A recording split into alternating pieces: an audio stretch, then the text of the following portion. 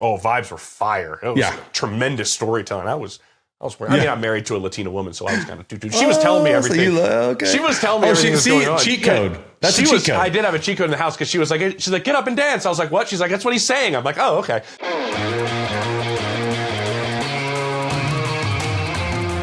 Welcome into Scoop City on a Monday. I'm James Palmer. Don't forget to like and subscribe because we've been all over it this entire season, taking the inside all those facilities across the NFL. Chase Daniel breaking down everything that involves the quarterback position and more. And looking at the film here, Diana Rossini bringing everything. You can't not watch the NFL and not subscribe to Scoop City. Today, we are going to go through everything that led to this Seahawks win in Super Bowl 60. What happened with the Patriots? What's next for New England? Can they get themselves back here? And maybe who's the most miserable fan base, individual, human being, Chase, that there is on the planet a day after Super Bowl 60, where we saw the Seattle Seahawks beat the New England Patriots 29-13. And Chase, I want to throw this up here right now because we made predictions a week ago today. Last Monday, look at where we were. 28-14 by JP. CD. Does anybody call you CD? Yeah. Yeah. Just my close friends. Okay. Well, let me know if I'm in. That would be CD you. goes You're 31-21.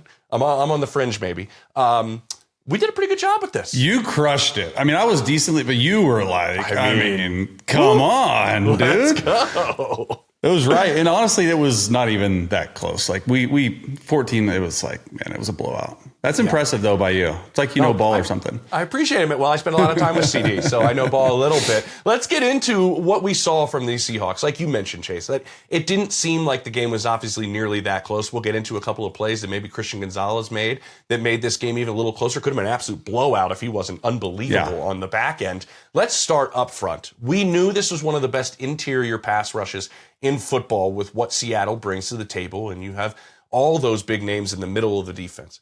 But what we saw from that defensive line kind of started what you were going to see for the course of the game, don't you think? Yeah, I mean, look, here's something that we thought would happen early, but we didn't, at least I didn't think it would happen this early, is that they were able to pressure Drake Maye from the start. Like it was a complete mismatch. And look, everyone's dogging on and sort of talking about Will Campbell. But when you give up 13 or 14 pressures as a offensive lineman, one just completely overmatched, right? You got you got a left guard, a left tackle, which are rookies, right? And they were sort of the issue all postseason. I think Drake Maye was sacked 21 times in the postseason. It's the most ever, or one of the most ever. It's most ever, past Joe Burrow. Yep. Yes, which is crazy to me. And when you get hit that early as a quarterback, you try not to change your game. You try not to change the psyche of you, but it definitely wears on you. And I think the defensive line took over the game, but more importantly, I think Mike Macdonald took over the game because not only was it just a four-man rush every time, they brought pressure at a much higher rate early in the first half than they have because they wanted to get Drake Maye off the spot. They wanted to test that offensive line, and the offensive line failed miserably. Like, I think Josh McDaniels failed miserably too because you look at what the protection plan was, meaning how did the New England Patriots design a protection plan to protect Drake Maye from that Seahawks? They were not ready for pressure at all, meaning like off-ball pressure. And there was no chips, there was no motion, there were no anything to help out a struggling left side. Like if I'm Josh McDaniels, I'm sending the center left every single time I'm having a tight end there because you can't even get into a rhythm as a quarterback. And so when you get hit early in the mouth and you hit early and you like 7 straight punts, it's just the confidence in you. It just completely goes away. But getting hit by that D line, I mean, that to me early sort of set the tone for the entire game. And honestly, the entire team of the Seahawks fed off that. Yeah, I think you're exactly right. And it's interesting because what we saw is, and you mentioned it, you're going to try to get chips on the outside. We'll talk about Will Campbell, and we'll talk about that when we get to the Patriots. But when you look at what Hall was bringing from the outside and what they were bringing from the outside, it's at the same time you're going, well, we have Leonard Williams inside here, guys. We got to give a little extra attention to what Seattle's bringing in on the interior. And then you mentioned what Mike Macdonald was able to do. And I was looking at the numbers in front of me. They blitzed 14.5% of the time in the postseason, Chase, heading into this Super Bowl. They were the 5th lowest team in terms of bringing extra pressure this entire season. And then what did they see? Okay, well, they got to give extra pressure to the inside. Yeah. Will Campbell's out there. They're going to slide it in a certain direction. We're going to bring somebody from a different spot. And specifically, that was Witherspoon a lot of the time. He has six rushes, 4 pressures. He could have been MVP, honestly. I agree. Like it was one of those things where the game plan was abundantly clear. Like in especially from, trained minds outside of in the game. So if I'm at home, right, or you look at Orlowski or anyone who knows the game of football, like after the first or second series, you knew what type of game it would be. And it just, to me, like for how many flowers we give Josh McDaniels, it looks to me, he didn't recognize that until the second half. He started going up tempo in the second half. He started doing stuff that they weren't doing in the second. I thought it was a very, very, motionless type of game plan. And that's putting it like, it's the opposite of aggressive. Go into that, Chase, for a second, because what I saw is we saw early on with what we were talking about and what we've described. And it almost seemed like Mike Macdonald goes, well, if they're not going to change, we're going to keep doing it. And they just kept doing the same thing. It wasn't like they tried all these different things. They saw what worked, stuck with it. Why was New England, you think, so slow to kind of figure out and adjust or find a game plan to counter it? And I think Collinsworth actually hit it right on. I thought they called a really good game, Tirico and Collinsworth, because Collinsworth said, in the second quarter, I feel like New England's conceding. And I was like, boom. I completely agree with that. Some of those third and long, some of those like a 3rd and 1, and you're not running it, you're throwing the ball down the field. I just thought the game plan for New England, I don't ever want to use the word lazy is not the right one, but I thought it was a little bit bland because they came into the game, and honestly, you sort of had to imagine to play like this was like, don't make any mistakes. A punt is completely fine. We have to get settled into the game. They continue to try to run the football, but all that thing and all that stuff happens eventually after, like, you go into the halftime, honestly, you're down 9-0. I'm thinking like, okay, that's a win. Like it has been extremely awful for Drake Maye and the offensive line. There was no offense whatsoever, but you're only down 9-0. I'm thinking in the second half, you're going to come out and you're going to start to be more aggressive. And the third quarter was more of the first and second quarter. They were trying to keep it close, but you can't win a football game unless you score. It was almost like they were depending on their defense to get a pick six, their defense to get a takeaway, or their special teams to do something special, and it just wasn't there, and they just waited way too long to finally throw the football down the field, because when Drake Maye did, they had success with Mac Hollins a couple times on the dagger, the go ball, stuff like that, and they got it to like a 12-point game, and it just was really, really just like, you have to be aggressive in the Super Bowl, in my opinion. Yeah, that's a really, really good point. Sticking with Seattle, what we saw from Kenneth Walker, 135 rushing yards. By the way, this man's a free agent, pending free agent. Maybe the best thing that could have happened to him in this. That's where Chase wants him to go. Maybe the best thing that could have happened to him in his contract, and whether that's with Seattle or with the Kansas City Chiefs that Chase is mentioning, is that Zach Charbonnet goes down. This was a 2-headed running back room, and you were curious how the run game was going to go after Zach Charbonnet goes down with the ACL. And going into this, Chase, I think you and I did have this conversation to where he's such a good runner and Seattle's so good in the run game in bouncing things outside. And the strength of this New England defense was the interior. It's Barrymore and it's Milton Williams in the middle there. But man, the patience, the ability to just kind of stand there and wait and look. He's an unorthodox back a little bit. He's not very technical. No he goes doubt. by feel a lot, right? The way he runs the football. What did you think about the way they leaned on Kenneth Walker for stretches when you saw that New England's number one thing was, we're going to try to take Jackson Smith and Jigba out of this game, but the run game played a part, and that's something Kubiak, even if it wasn't successful for stretches, always stuck with this whole season.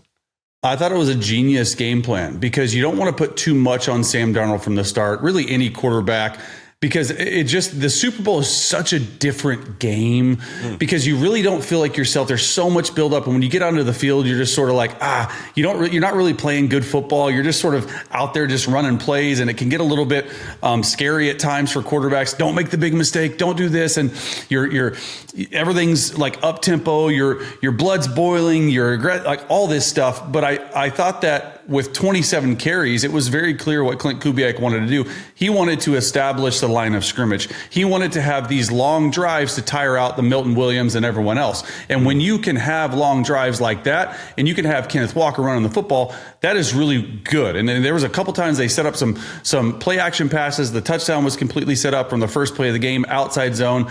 And honestly, when I look at Kenneth Walker, who is the MVP, I saw a little bit of Le'Veon Bell. Do you remember Le'Veon Bell, back in his heyday? I'm not saying he's not as fast, he's not as tall, he's probably not as shifty, but when I say that, just the amount of patience that Kenneth Walker had. And I think that was they run this play called duo, and it's like double teams everywhere, and it's just right down the middle, and then the back, it allows the back, he's not really tall, but allows the back to sort of view the second level. So the safeties and the linebackers, and he'd almost hide and then bounce out. I mean, how many times was it outside zone or duo and then a bounce?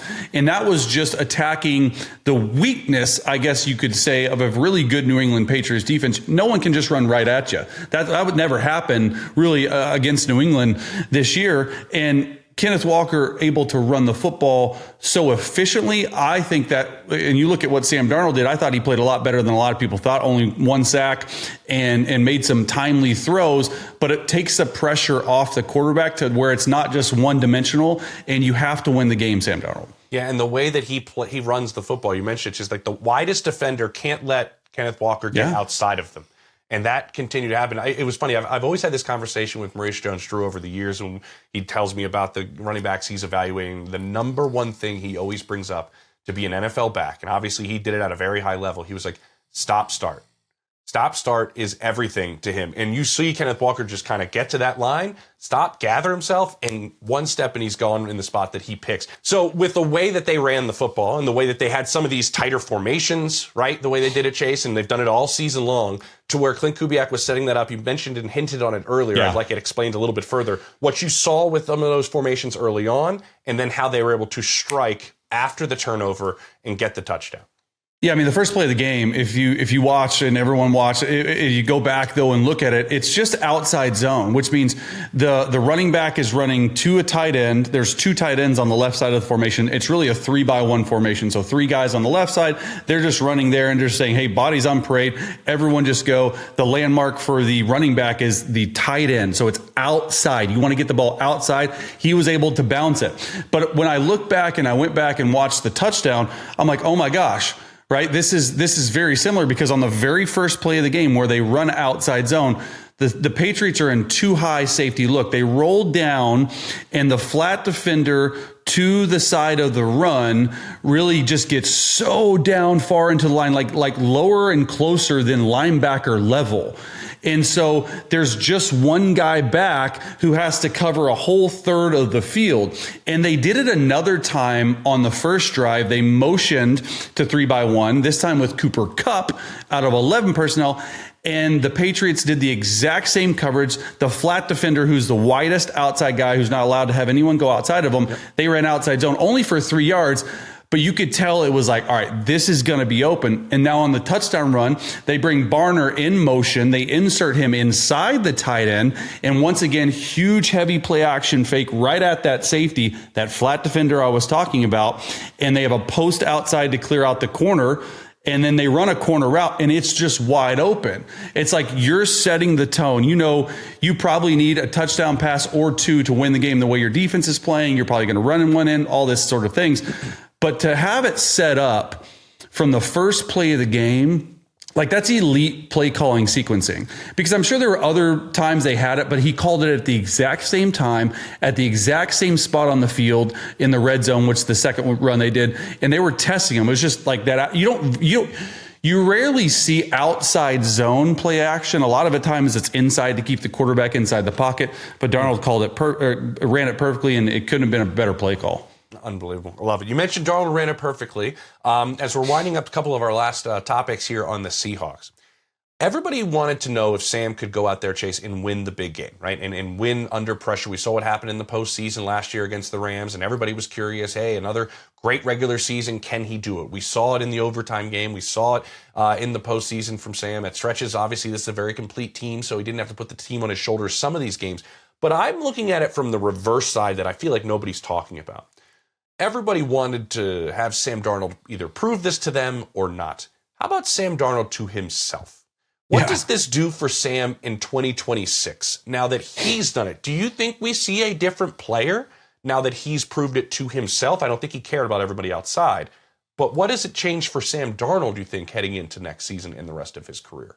I don't want him to change as a player because I think what he's done the past 2 years has been exceptional. I think that the organizations, right, when Minnesota gave him a chance, they believed in him. They gave him the starting job. He went out there, he beat J.J. McCarthy out, and he won 14 games. Now, 2 games that they played, everyone wants to talk about, right? He learned from that. Then you get with Clint Kubiak, and you get with an offense that you don't have to be the star. Like, you don't have to be the pro football Hall of Fame quarterback like, Josh Allen or Joe Burrow or Mahomes when the game's on the line. Like, it's a full team atmosphere, and everyone's working together. They have the 2 highest paid special teams guys in the league. A punt's not bad. Dixon, how good was he last night? Jason Myers should have been the MVP of the Super Bowl, in my opinion. Like, you score 16 points and you're not like 5 field goals, right? I know it's crazy. That tweet got like 1.3 million views. So I do think people wanted the Super Bowl MVP to be a kicker, by the way. Do you think it's because none of the kicks were like high pressure, super far? You know what I mean? Like, I think those are the chip things. Everybody's like, yeah, okay. Yeah, but if they don't score a touchdown or Kenneth Walker's under 100 yards, I think he does. But anyway, and then the defense plays like it is. I just think this is the perfect team, the perfect situation for Sam Darnold because he doesn't have to do too much. Now, he was great throughout the season, right? Mm-hmm. He started off a little bit, up and down, a lot of turnovers, right? Like 20 turnovers this season. But the last 4 games, when they matter the most, 0 turnovers. And so I think for him, it's like, I don't have to go out there and push the football down the field at all times. I don't have to make every single play. Lean on the run game, make the throws when the throws are needed. And that's how the type of player you're going to be in your career. I don't think he's ever going to need to take over football games at all times to win Super Bowl. That's just not how it's built. And that's not a slight on him because I think that he's played really well the last 2 years. He showed and proved himself right. You saw him talk about his family. He's proved his family right, how his dad believed in him, how his dad worked long hours, how his dad, just such a cool story to see. But at the same time, man, he's in his prime. Quarterbacks are in their primes in their 30s. He could potentially play for 6-7 more years at a really high level with people around him. And let's just go back and think about the guys that Seattle traded away. When Sam Darnold signed, Tyler Lockett's not there. DK Metcalf's not there. You're like, Jackson Smith, who? No one thought he was OPOY. Yeah. Right? No one thought that last year. Everyone's like, oh, he's a really good rookie. But then he said, so think about that standpoint and that dynamic. You're trading away your 2 best receivers, then you get JS. So I think he's in a perfect spot at the right time. Yeah, I agree. What I meant a little bit into that is I wonder how he carries himself. I've done it at the biggest stage. I think it's only going to snowball better. I don't think, don't try to do too much, but there is that voice in the back of your head is probably gone now. You gain confidence for sure. You gain that confidence aspect of it. And you mentioned how this team has been put together. And I think we couldn't have this conversation. And on a different episode, we had Michael Sean Dugar on here who covers the Seahawks just brilliantly, better than anybody else out there. And I asked him who, deserves the most credit for this Super Bowl run that the Seahawks have been on. And we both agreed that it's probably John Schneider who has put all of this together, right? He's brought in Mike McDonald. He's done everything else. But the trade, to me, when they knew it was time for Russell Wilson, is the thing we should always be going back and looking at. And I remember talking to people in Seattle. I was at that first game. If you remember, it was Broncos at Seahawks to open the season the next year after the trade. And talking to people in Seattle, they're like, I don't know. We just kind of feel like he's peaked, and I think it was time. They didn't expect what has happened with Russ, which has honestly become a journeyman quarterback since he departed there. But they went and got Charles Cross, Devin Witherspoon, Boye Mafe, Derek Hall, all out of the picks that they received with this trade. John Schneider, your thoughts, Chase, on team building? Because I think you and I did agree most of the season, this was the best and most complete football team in the NFL. It's so hard to do what you did with Russell Wilson and the Legion of Boom and to have that team be its own team and then have a couple years off and then get back and win it. Like I don't, it just doesn't happen very often. Like 2 iterations of a Super Bowl champion team under the same GM. And it's just that foresight, and it's him constantly looking forward. I think that's what people don't do, but some of the greats also do. Like the Chiefs are constantly looking forward. I feel like the other teams that are always in, like the Patriots are always, they're not just running it back with the same old crew, because eventually, like you look at the Russell Wilson stuff, people were like blown away at that at some point. And then you look at like even DK Metcalf, they're trading him away because they don't want to pay him $35 million. Tyler Lockett still had some stuff, but the way he's able to draft, I think that's the biggest thing I see, is that they're building the team the right way. He's an extremely amazing drafter of talent. Right. It's always, it's not necessarily the popular pick or this like, oh my gosh, look at all these measurables. It's how they fit into a program. And what's really cool about this, and it's so far from the norm, is that John Schneider is able to do it with 2 defensive winning head coaches, like 2 defensive coaches. That doesn't happen. Yeah, like that doesn't happen in today's day and age, but you're able to get enough offensively and you build through the defense and run game, and then you plug and play these quarter. Obviously, Russell Wilson was Russell Wilson, right? Probably a Hall of Famer, of that standard. But when you're able to go out there and you do it with Sam Darnold, and you do it with that offensive line play, and you do it with the defense, and you're building it the right way, it's almost like this old school mentality, and it's really done well for him. Yeah, you mentioned the Chiefs, and everybody was going, do you move on from Tyreek Hill? He's still outstanding, and he still was for some time in Miami. But sometimes picking your time when to move, those picks were very valuable for Brett Veach when they ended up making that trade with Tyreek Hill, and you saw what ended up happening with John Schneider. I think there's a really good piece on The Athletic by Mike Sando, who's been on the show a bunch, about Howie Roseman and John Schneider, that forward-thinking mentality, both of those guys, and the way that they operate in terms of running their organizations. All right, coming up next on Scoop City, we're going to break down the New England Patriots now. What's next for Mike Vrabel, the coach of the year in the NFL, by the way, and his group? What do they have to do to get back to the Super Bowl and possibly win it? Chase and I will discuss that next on Scoop City.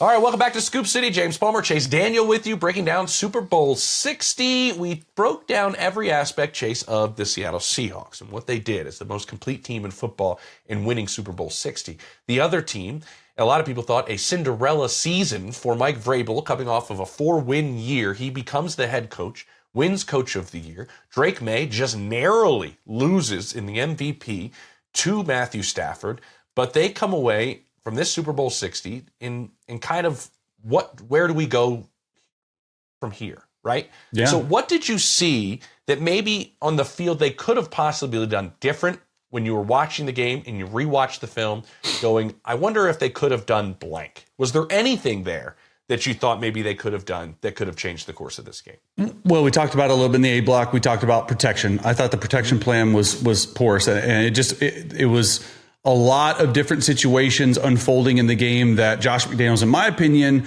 didn't go out there and have a second punch back, right? Seattle threw the first punch, and if you're New England, you got to have answers to those punches, and there was just none all game long. Finally got into like up tempo, you're rolling when you're down multiple touchdowns and scores, and they started moving the football. Drake Maye, I mean, if you look at Drake Maye's numbers, if you just weren't like watching the game, 295 yards, 2 touchdowns, 2 picks, not bad. No, it was really bad.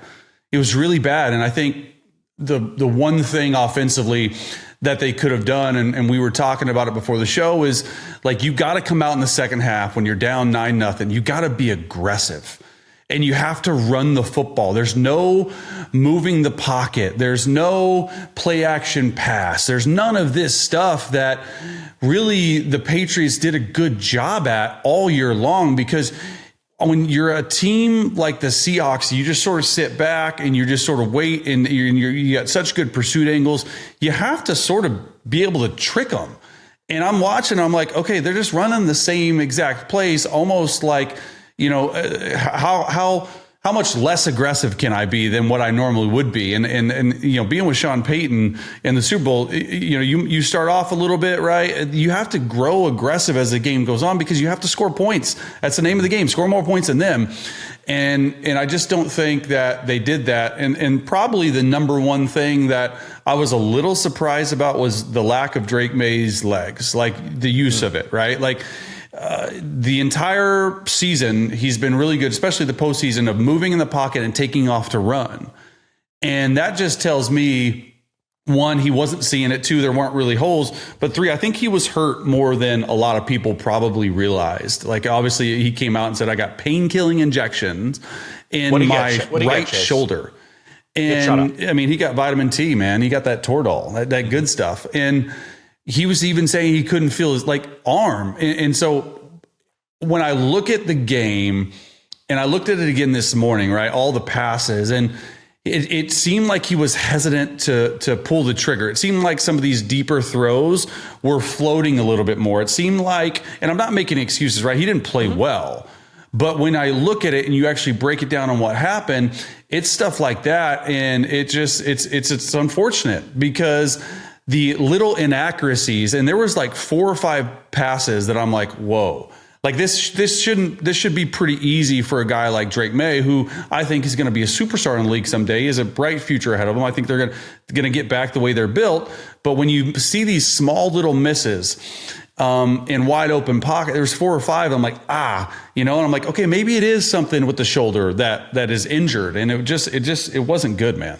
Yeah, 72% completion percentage, led the NFL during the regular season. And then you were telling me earlier, just kind of like some of these inaccuracies. You know, I was curious what it's like from a quarterback's perspective of getting shot up in that throwing shoulder. What I was kind of told, asking around leading into the Super Bowl, was it wouldn't be as much on the deep ball, but some of these tight windows. And man, does Seattle make you throw into some tight windows.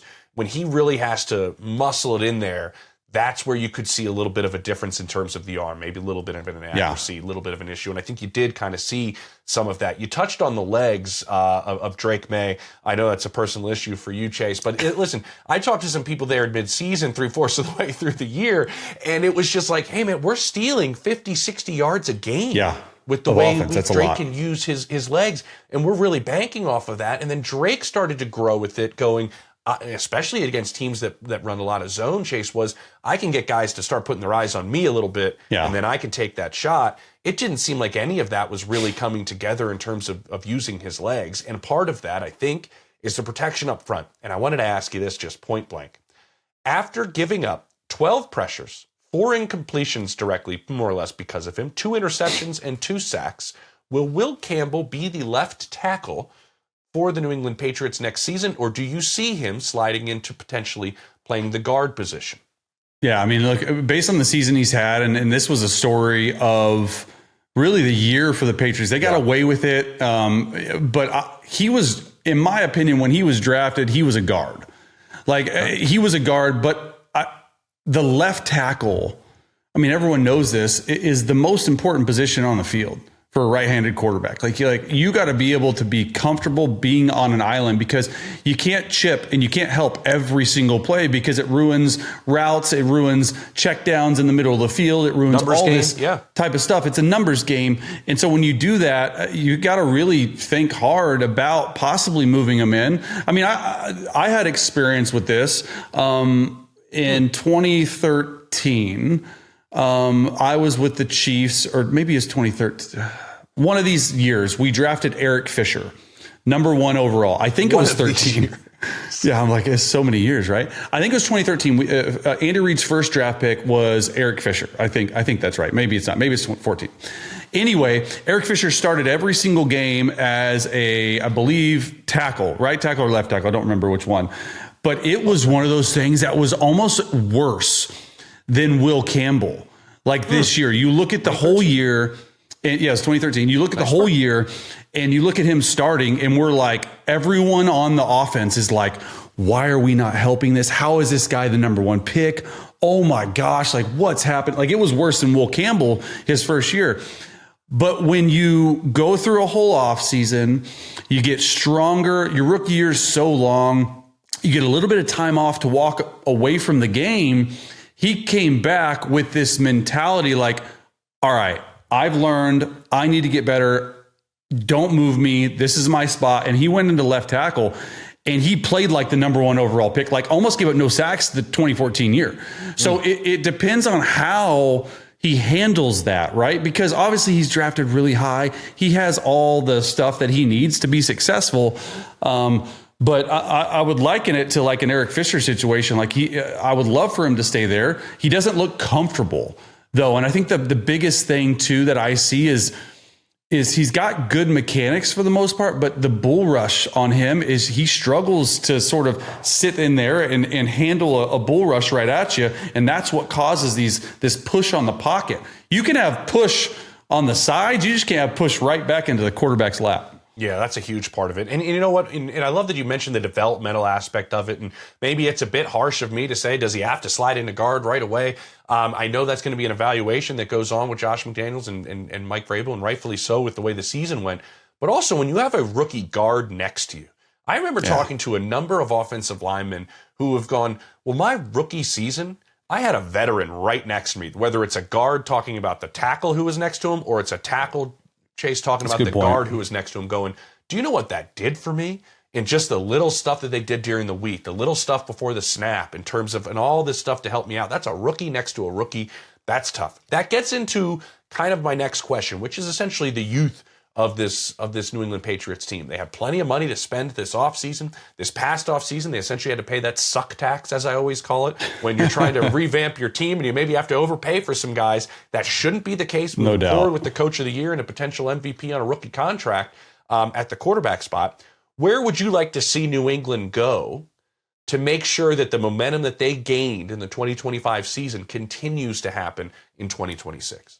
I think defensively they surprised some people. I think obviously there's some things that they need to get better at on the defensive side of the ball, but where they need to start is offensive line. And then I think that get a starter in free agency that can just like plug and play, right? You gotta address that at some point. Morgan somewhere. Moses is not a youthful individual, as I mentioned. Exactly. Exactly. And I think the biggest thing what I see is receiver. Like I like Pop Douglas. I like Booty. Where was Diggs last night? Right? Like you sign him and he had 3 or 4 catches, but a lot of them were in garbage time. He should be the number 1 target. They just don't have a number 1 target. And I've been saying it all year long, like what Drake Maye, the reason why I was even entertaining Drake Maye as MVP, obviously I don't have a vote, was that what he was able to do and the numbers he was able to put up with that receiving cast compared to what Matthew Stafford has in Puka Nacua and Devontae Adams, like it was exceptional. I'd love to see them add another piece. I'm not trying to say that you need to spend $30 million on a receiver, but go out there and get a veteran guy who can be a number 1, like when you need it. They just don't have that. Like you're throwing prayers to Mac Hollins. Love Mac Hollins, but like you know what I mean? Like they got to get a guy. Does it have to be the right guy? Because I also was having a conversation with somebody in the league about this the other day because everybody's going, well, you know who New England needs? This is the buzz around the league. They need A.J. Brown. They need to trade for A.J. Brown. I don't know if that's the right guy. Because I do like the way, and I love this from a quarterback's perspective, Chase, I do like that the ball doesn't have to go anywhere with the way Josh runs this. But I think you're right, improving the group as a whole. Maybe that's an athletic pass-catching tight end as a weapon. Maybe that's a weapon, you know what I mean? But do you think that type of player, I use AJ as an example, because that's somebody that almost demands targets, whether it's vocal or not, is that the right type of player? Or is it just upgrading the group? Because I do like the way they're built too. Yeah, I think it's upgrading the group. But at the same time, right, we've talked about this with Josh Allen for a long time. There's nobody when they're playing press man-to-man and Josh Allen's like, I'm going to throw to that guy. There's not a guy like that. I mean, you look at this, Drake Maye.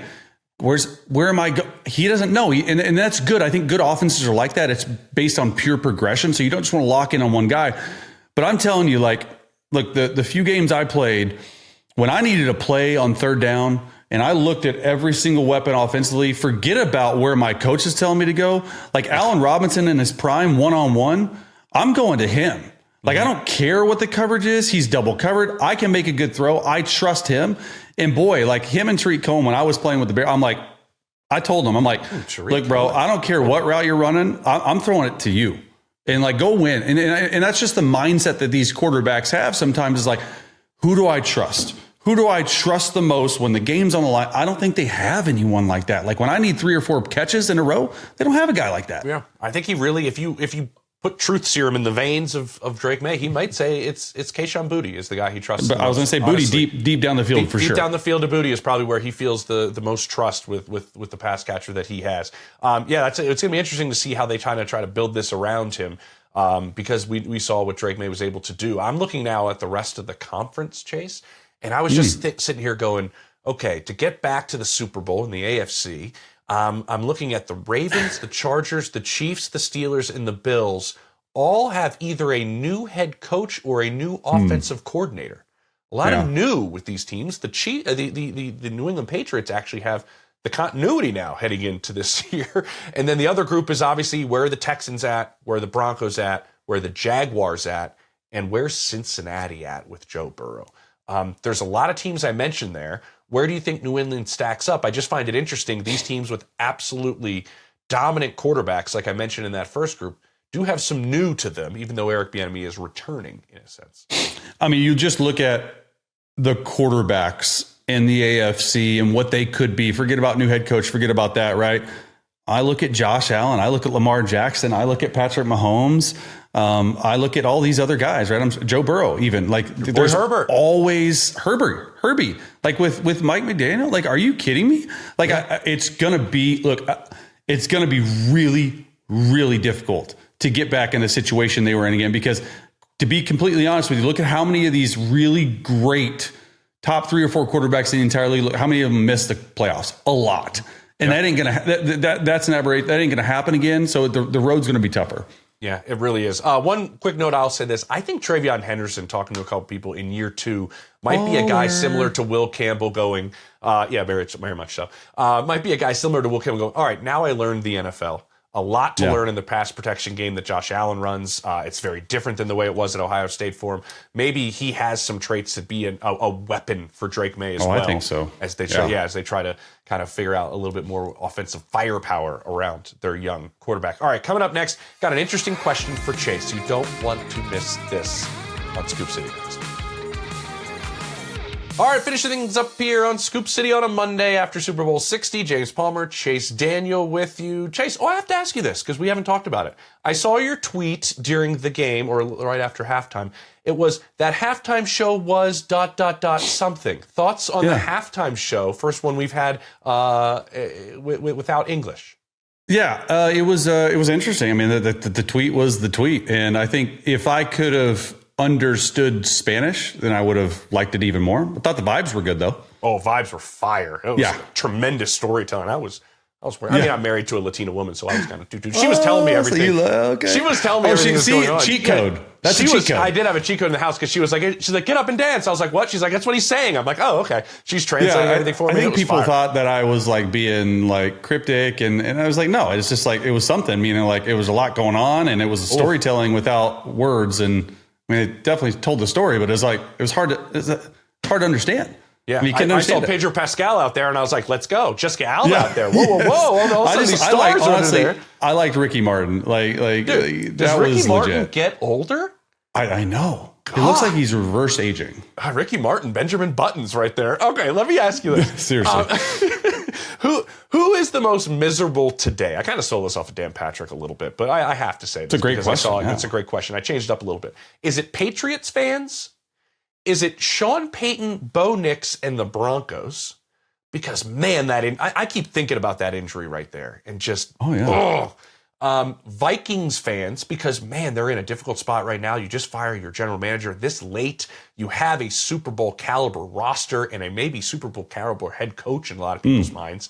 Or Sean McVay and Matthew Stafford going, man, we were really the only team that found a way to beat this defense. Great question. I could make arguments for all of them. I think the Rams, that they played in the Super Bowl, right? That was the Super Bowl in the NFC Championship game. I thought those were the two best teams. And this seems general. like 2 years in a row, right, for the Rams, where last year they thought if they got to the Super Bowl, they'd win. Yeah. But honestly, It's got to be the Minnesota Vikings. And it has to be the Minnesota Vikings because a couple of reasons. Number one, Sam Darnold is no longer playing for you. And he won 14 games. And because he laid an egg in 2 of those 17, 18 games, you decided to get rid of him. Mm-hmm. And you didn't want to pay him what he was worth. You lost Daniel Jones, and you decided to go with an unproven second-year quarterback that hadn't played a lot at all, and you ruined a year with a really, really good roster, a quarterback whisperer, and one of the best receivers in football. Like, I think, and you got your GM fired. Like, think about all that. That's right. And you're looking at like what could have been. Now that I think about it, yeah. You know what I mean? Like what could have been, and just the ramifications, right, of letting a guy who you could have paid about $30 million a year, not even that much, and Sam Darnold walk out of your building because your GM's fired, your head coach is now. What do we do? You're bringing in a veteran quarterback because you decided now, or at least according to some reports, at least because you decided, well, maybe, JJ McCarthy isn't the guy. One of the better rosters in the NFC doesn't have a starting quarterback, doesn't have a GM. And because of that. And so it's just like, man, right? Like, we talked about it, and we got so much crap for it. And really, Diana and me, we were on it before you and joined the show. It was like, what are we doing? And we were like, they got to bring in a veteran. You're trusting your entire franchise to a guy who hadn't played any football, like got hurt, coming off injury, a little bit of off-field issue, like all this stuff, and it just completely backfired in your face. Yeah, because a completely different situation the Vikings were in than all the other teams that pick quarterbacks near the top. Like Washington was in a different situation. New England, Denver, Chicago, all of them are like, no, we're going to start building around this guy. Yeah. You're right. Minnesota's in a different spot. I have to ask you, because you know Sean so well. Bo Nix doesn't get hurt. Bo Nix plays in that AFC title game, and being in that locker room, Chase, I had a number of guys going, nothing against Stiddy. But if we have Bo in those conditions, probably using his legs in the fourth quarter, a good way to help us probably get to the Super Bowl. Do you think, which they have a pretty good offensive line there in Denver, do you think they would have fared better than New England in the Super Bowl? Here's what I think. I think that with Bo Nix, they win that game. Mm-hmm. They get to the Super Bowl. I do not think they win the Super Bowl. I don't think anyone beats Seattle. I just think the complete team of Seattle, everything with it, would have loved to see the Sean Payton offensive guru guy come out. But you look at the receivers that Denver had, just not amazing. A comparable group to New England. Yeah. And so I think they get there. I don't think they win. I just don't think so. Okay, yeah. I'd ask. I think there's a lot of people in Denver that were thinking we clearly do get to the Super Bowl, but I'm curious what they're thinking now after watching the Super Bowl going, Seattle team's got a touch of everything, man. They got a little touch of everything. You know what I bet you they wish? I bet you they wish I had a Kenneth Walker for the postseason. Because Denver running the football. Now everybody in the AFC West is fighting over Kenneth Walker. Yeah, exactly. Chiefs, Broncos, whatever it is. Okay, Chase, before you go, anything you got your eye on this offseason? Maybe anything you're now that, hey, Super Bowl's 2025 is now over. We're into 2026. Anything that you're going, all right, I'm going to start watching or what? Yeah, I know you're going to be big on the draft, by the way. Yeah, draft. We're going crazy over here, Scoop City, over personal, all this stuff. We're going crazy on the draft. But I think just the quick 2 things you asked me, and I was like, oh, I have none. Now I have 2. How do the Buffalo Bills fare with a new head coach, a youth movement head coach, an offensive minded head coach who has so many other things to focus on other than offensive play calling? Obviously bringing Pete Carmichael, Jim Leonard, both Broncos guys going over there. Mm-hmm. How does that youth movement last? Or how do they handle that? I just think the Bills can be really, really good. Obviously when you have Josh Allen, you can be really good, but that's something in my mind. I'm like, okay. And then the other one is like, which our producer Mac sort of pointed out, like the quarterback carousel. Yeah. Right? You got Kyler Murray, not going to be back. I couldn't imagine. You got Tua, definitely not going to be back. You got Kirk Cousins. Does he go back to Minnesota? You got Deshaun Watson. He's healthy. does he actually, can he play a little bit more? Great one to pull there. Mac Jones, I think, stays put. I think they pay enough for Mac Jones to stay put. The one that I really, really like, and I can't wait to break him down in full, is Malik Willis. I think Malik Willis is going to get a $50 million deal. I think it's a 2-year 50 to something around those. I do think with incentives, who pulls the trigger on him, I think is going to be fascinating. He's going to be the first guy off the board in the free agency market. He's earned it. Mm-hmm. And then I think, this is, I hate talking about it, but like Aaron Rodgers and Mike McCarthy, I think that is a lock. It's going to happen. Just a matter of when. I don't think it's going to be like last year where Rodgers talked, but there's so many different movement aspects of the quarterback carousel that this whole league's built off of. Everyone wants to talk quarterbacks. There's a lot to talk about this offseason.